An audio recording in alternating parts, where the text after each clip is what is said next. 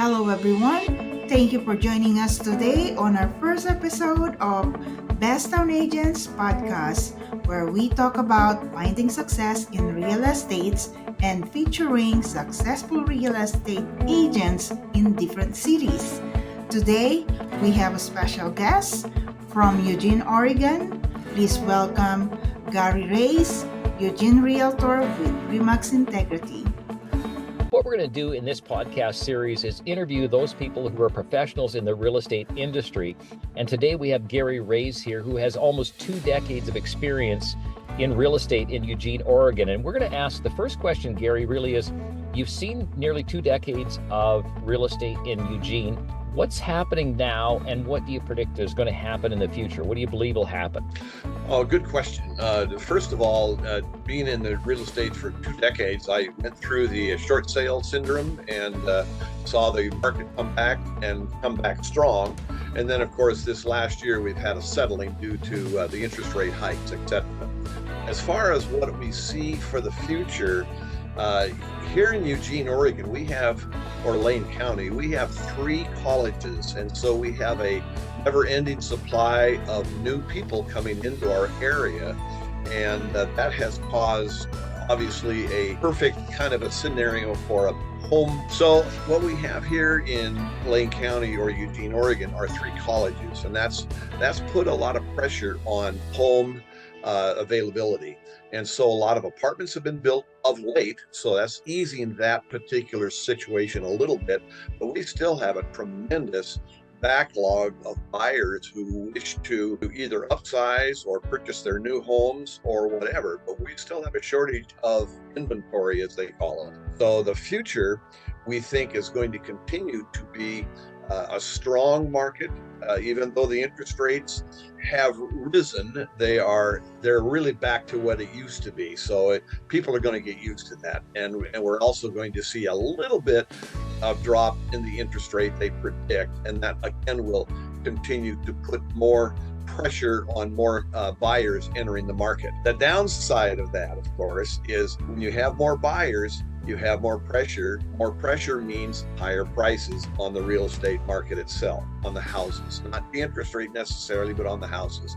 So that's kind of a two-edged sword. When the interest rates go down, house prices go up. Well, that's great, Gary. We really appreciate the insight that you've had over the past couple of decades and now into the future. Now let's pin it down to the next 5 years, specifically in Lane County.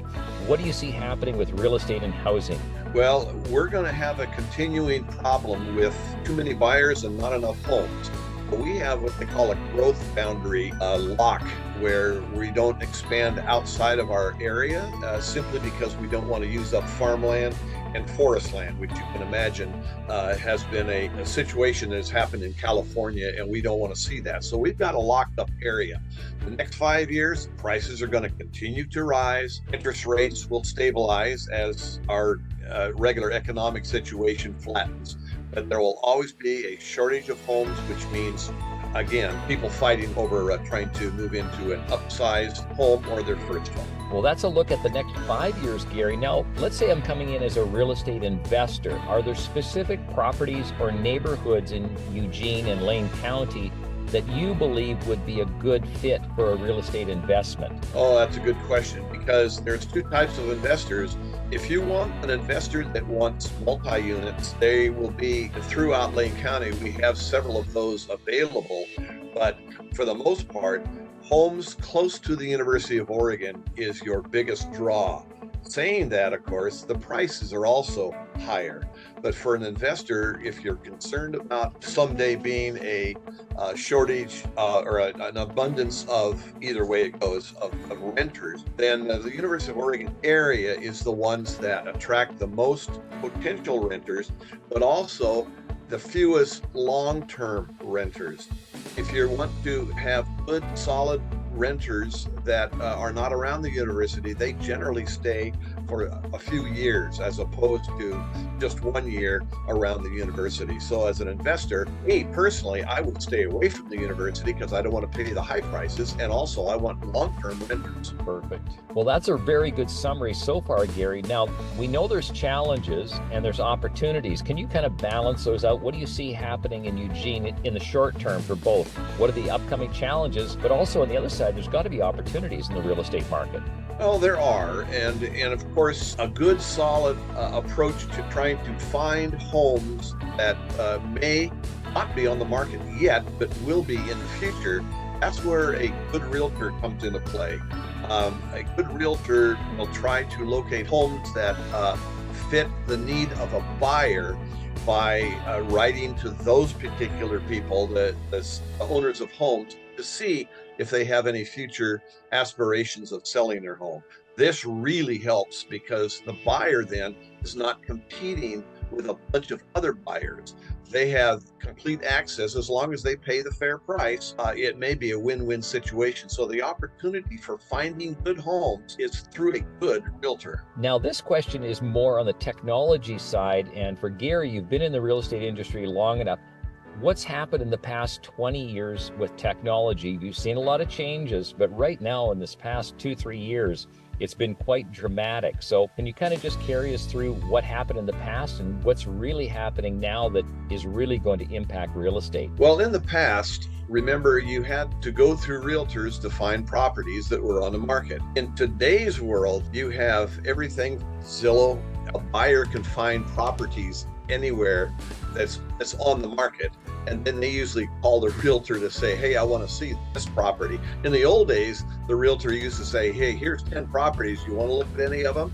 So things have changed because buyers can go online and find just about any property that they wish to, providing it's already on the market. So that has increased the need for realtors to show their worth by going way beyond helping their buyers and their sellers. Okay, Gary, that's really important for the buyers. What about the people who are selling? Can they get enough information online to accurately kind of diagnose or analyze what their property could be worth, or what's the situation like? That's a great question. That is if you go on to Realtor.com, Zillow, Redfin, all the different sizes, and type in your particular address, you will get 5 different values. So they're not very accurate.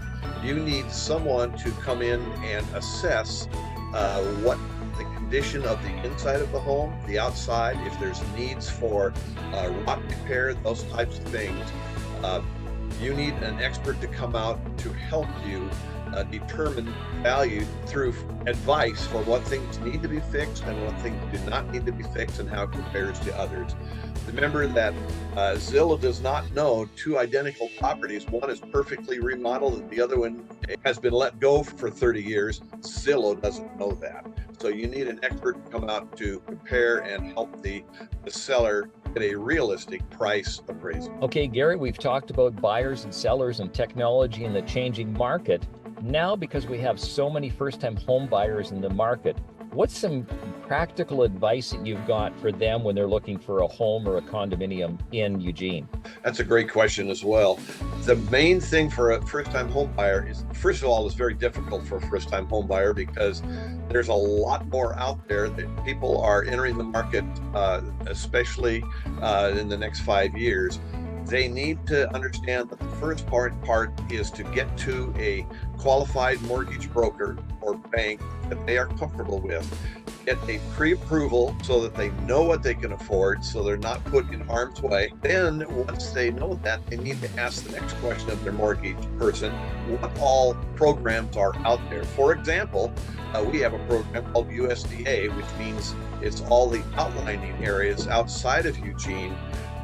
Those are little rural communities and they are zero down. So that helps a first-time buyer as far as getting enough money to get into the housing market.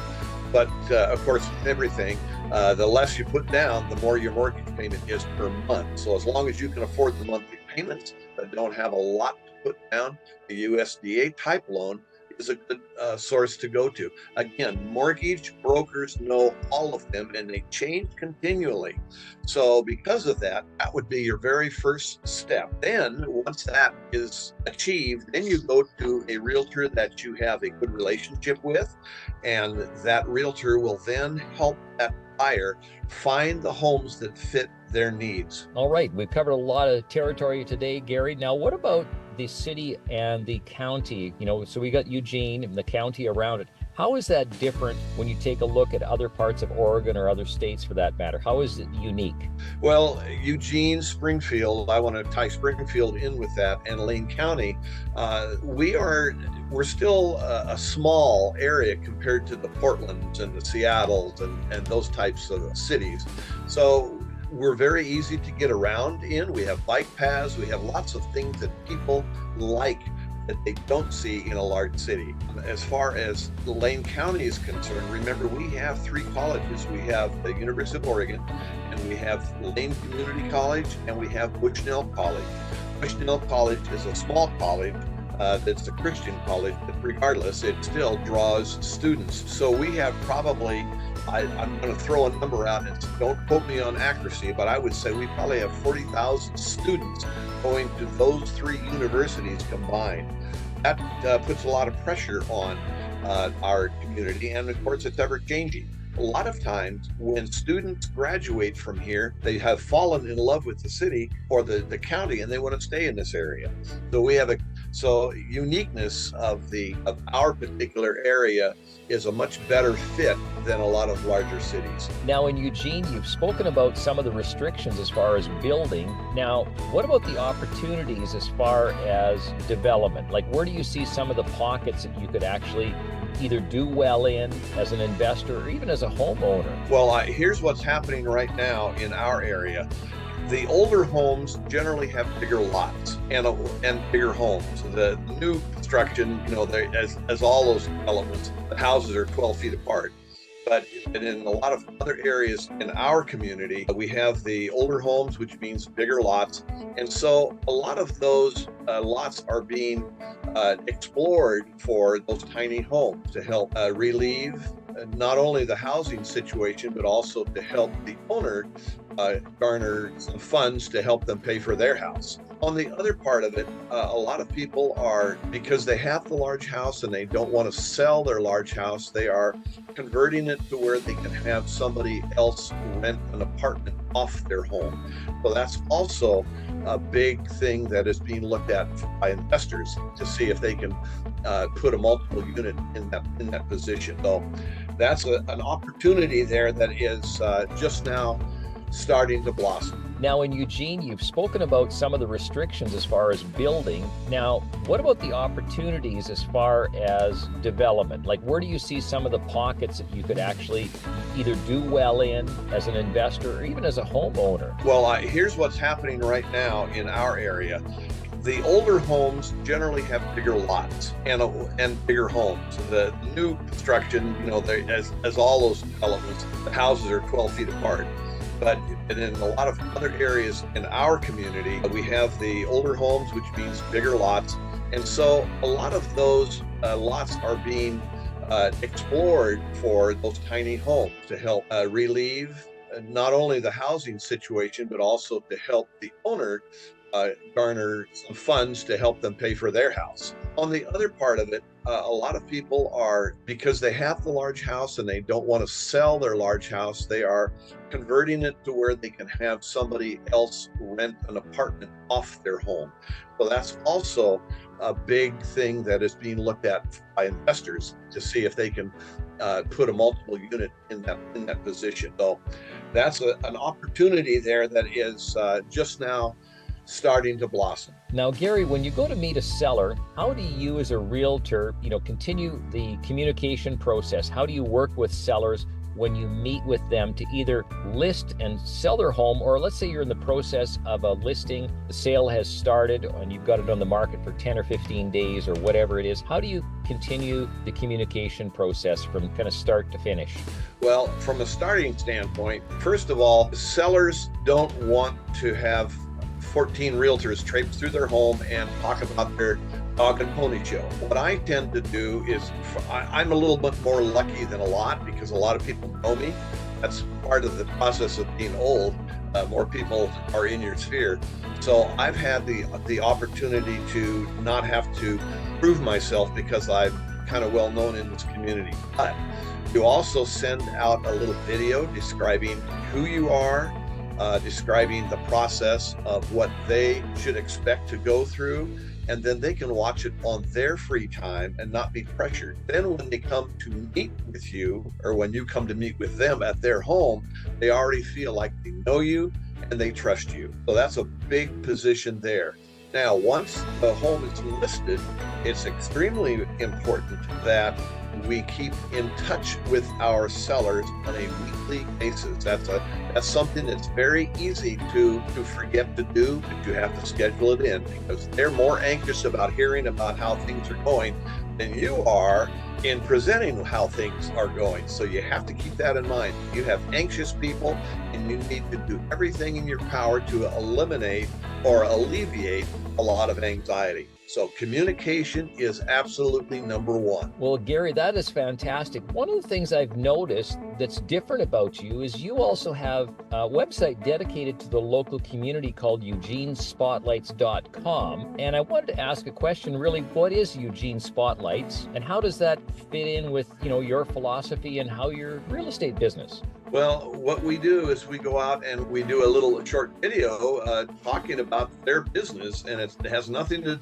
really nothing to do with my real estate. It's more about embellishing their business around the community, and it's very well appreciated by them, and they like the fact that we are featuring them. So it's kind of talking about the little different areas around Eugene. So it's more about Eugene than it is about me or real estate. So that's been a real enjoyable task that we have done in the past. So we continue to go to businesses throughout Eugene and embellish them in any way we can to help them with their business. And so how can a business owner actually contact you, Gary, to say, hey, come on in and meet with me? I'd love to have a featured video with you. Absolutely. All they had to do is, and they can research my name and number, certainly, but they can also find me through LaneCountyListings.com or EugeneSpotlights.com. Either way, they can find me that way, and Jocelyn and I will come out and do a little feature story on your business. Sounds super. Well, we encourage everybody who's in Eugene there to reach out to Gary, whether it's on the real estate needs, or if you say, hey, my business would love to be featured, on Eugene Spotlights, just reach out to Gary. You'll find him online, whether it's just searching Gary Raze or if you go to one of the two websites. So thank you very much, Gary, for being part of this podcast, and we enjoy having you on the show. Thank you. Thank you everyone for joining us today. I hope you join us at besttownagents.com Mastermind so that you too can find success in real estate. Until next time.